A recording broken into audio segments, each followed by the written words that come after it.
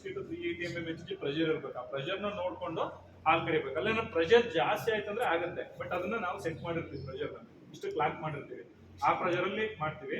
ಎರಡನೇದು ಅದರ ಇವೊಂದು ಹಾಲು ಕರೆದ ಆದ ತಕ್ಷಣ ಇದಾಗಿದೆ ಡಿಟ್ಯಾಚ್ ಆದ್ಮೇಲೆ ಡಿಟ್ಯಾಚ್ ಆಗ್ತಾ ಇದೆಯಲ್ಲ, ಅದಾಗದೆ ರಕ್ತ ಹಿಂದಿಲ್ ಬರೋ ಚಾನ್ಸಸ್ ಇರುತ್ತೆ.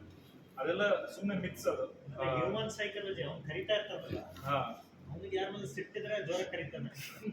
ಸೊ ಹಸುಗಲ್ಲೆಲ್ಲ ಎಫೆಕ್ಟ್. ಆಮೇಲೆ ಕಾನ್ಸ್ಟೆಂಟ್ ಪ್ರೆಷರ್ ಇದು 365 ಒಂದೇ ಪ್ರೆಷರ್ ಅಲ್ಲಿ. ಆಮೇಲೆ ಶ್ರೀನ್ ಅವ್ರು ಹೇಳ್ದಂಗೆ ಈಗ 10 ಹಸು ಇತ್ತು ಹಾಲು ಕರಿಬೇಕಂದ್ರೆ ಮೊದಲನೇ 2 ಹಸು ಒಳ್ಳೆ ಪ್ರೆಷರ್ ಅಲ್ಲಿ ಹಾಲು ಕರಿತಾನೆ. 9-10 ಹಸು ಬರೋ ಅಷ್ಟೊತ್ತಿಗೆ ಕೈ ಸೋತೋಗಿರ್ತವೆ. 9ಕ್ಕೆ ಬಂದ್ರೆ ಕೈ ಸೋತೋಗಿರ್ತವೆ. ಅವಾಗ ಏನ್ ಮಾಡ್ತಾನೆ, ಸುಮ್ಮನೆ ಒಂದು ಪ್ರೆಷರ್ ಆಗ್ತಾನೆ. ಅದಕ್ಕೆ ಒಂದು ಪ್ರೆಷರ್ ಬಿದ್ದಿರುತ್ತೆ, ಇದಕ್ಕೆ ಒಂದು ಪ್ರೆಷರ್ ಬಿದ್ದಿರುತ್ತೆ. ಅವಾಗ ಏನಾಗುತ್ತೆ, ಜಾಸ್ತಿ ಪ್ರೆಷರ್ ಆಗ್ತಾಗ ಅದಕ್ಕೆ ನೋವು ಶುರು ಆಗುತ್ತೆ. ಕಮ್ಮಿ ಪ್ರೆಷರ್ ಆಗ್ತಾಗ ಪೂರ್ತಿ ಹಾಲು ಆಚೆ ತೆಗಿಯಕ್ಕಾಗಲ್ಲ, ಒಳಗೆ ಉಳ್ಕೊಂಡು ಬಾವಾಗೋ ಚಾನ್ಸಸ್ ಇರುತ್ತೆ. ಹಂಗಾಗಿ ಮಿಲ್ಕಿಂಗ್ ಮಿಷನ್ ಕಾನ್ಸ್ಟೆಂಟ್ ಪ್ರೆಷರ್ ಇದು ಒಳ್ಳೇದು. ಆಮೇಲೆ ಡ್ಯೂರೇಷನ್ 7 minutes ಒಳಗೆ ಹಾಲು ಕರೆದು ಮುಗಿಬೇಕು. ಇಷ್ಟು ಹಸುಗಳಿದ್ರು ನಮ್ದು ಹಾಲು ಕರೆದು ಮುಗಿಯೋದಷ್ಟರಲ್ಲಿ ಮ್ಯಾಕ್ಸಿಮಮ್ 5ರಿಂದ 8 ನಿಮಿಷದೊಳಗಡೆ ಹಾಲು ಕರೆದು ಮುಗ್ದೋಗ್ಬಿಡುತ್ತೆ. ಎಲ್ಲ ಪ್ರೋಸೆಸ್ ಎಲ್ಲ ಸೇರಿ 10 ನಿಮಿಷದಲ್ಲಿ ಒಂದು ಬ್ಯಾಚ್ ಮುಗ್ದೋಗುತ್ತೆ ಹಾಲು ಕರೆದು. ಹಂಗಾಗಿ ನಮಗೆ ಆರ್ಟ್ ಆಫ್ ದ ಡೈರಿ ಇದೆ.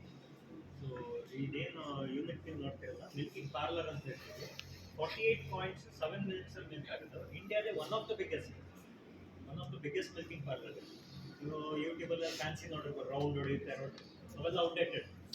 ಸೊ ಇದು ಲೇಟೆಸ್ಟ್. ಆಮೇಲೆ ಹಸು ಹಾಲು ಕರೆದಾದ್ಮೇಲೆ ಅಷ್ಟು ಡಿಹೈಡ್ರೇಟ್ ಆಗೋಗಿರುತ್ತೆ, ಶಕ್ತಿ ಇರಲ್ಲ ಅದಕ್ಕೆ.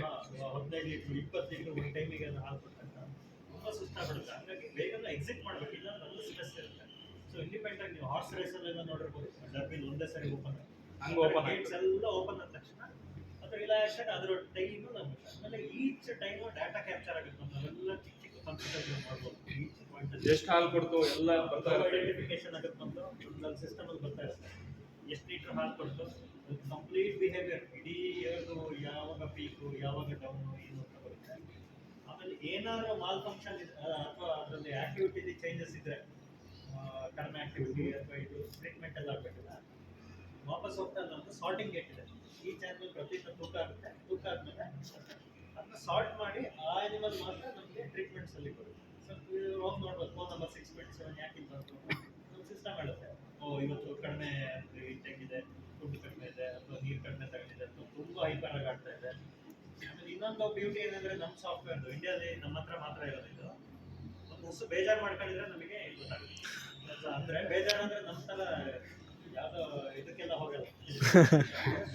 4 ಹರ್ಡ್ ಬಿಹೇವಿಯರ್, 4-5 ಸೇರಿ ಮೂವಿ ಮಾಡಿ ಕುದ್ದದು ಇದು ಮಾಡೋದಾದಾಗ ಅದು ಐಸೋಲೇಟ್ ಆಗುತ್ತೆ. ಸೊ ಹೋಗಿ ರೆಸ್ಟಿಂಗ್ ಮಾಡೋದು. ಸೊ ಇವೆಲ್ಲ ಹೈಲೈಟ್ ಆಫ್ ದ ಪ್ರಾಜೆಕ್ಟ್. ಮತ್ತೆ ಸಾಫ್ಟ್ವೇರ್ ಹಸುಗಳು ಈಗ ಬಂದು ನೀವು ಅದಕ್ಕೆ ಅಭ್ಯಾಸ ಮಾಡಿದ್ದೀರಿ, ಅದೇ ಅಭ್ಯಾಸ ಆಗೋಗ್ಬಿಡುತ್ತೆ. 2 ಪಾರ್ಟ್ ನೀವು ನೋಡ್ತಿದ್ದೀರಲ್ಲ, 1 2 ಅಂತ ನಾವು ಇದು ಬಂದು ಮೆಕ್ಯಾನಿಕಲ್ ಗೇಟ್ಸ್ ತಲೆ ಆ ಕಡೆಗೆ ಹೆಚ್ಚು ಈ ಕಡೆ ಮಾಡುತ್ತೆ, ತಲೆ ಯಾರು ಬಿಡ್ತಾ ಬರೋದು ಬಿಡೋದು ಇಲ್ಲ. ಏನಕ್ಕೆ ಅಂದ್ರೆ ಅದಕ್ಕೆ ಅಷ್ಟು ಪ್ರೆಷರ್ ಬಿಲ್ಡ್ ಹೌದಲ್ಲೋ, ಗೇಟ್ ಓಪನ್ ಮಾಡಿದ ತಕ್ಷಣ ಅದ್ರ ಪ್ರೆಷರ್ ಬಿಲ್ಡ್ ಆಗಿರುತ್ತಲ್ಲ, ಅದಕ್ಕೆ ಗೊತ್ತು ಇದು ಬಂದ್ರೆ ರಿಲೀವ್ ಆಗುತ್ತೆ ಅಂತ. ಸೊ ಅದು ಎಕ್ಸ್ಪೆಕ್ಟ್ ಮಾಡ್ತಾ ಇರ್ತೀವಿ ಬರಬೇಕು. ಸೊ ಬಂದಾಗ ನಾವು ರೈಸ್ ಮಿಲ್ಕಿಂಗ್ ಮಾಡ್ತಾ ಇದೀವಿ. ಹೈ ಇಂಡರ್ ಆದಂಗೆ ಫ್ಯೂಚರ್ ಅಲ್ಲಿ 3 times ಇನ್ ಅ ಡೇ ಮಾಡಬೇಕು.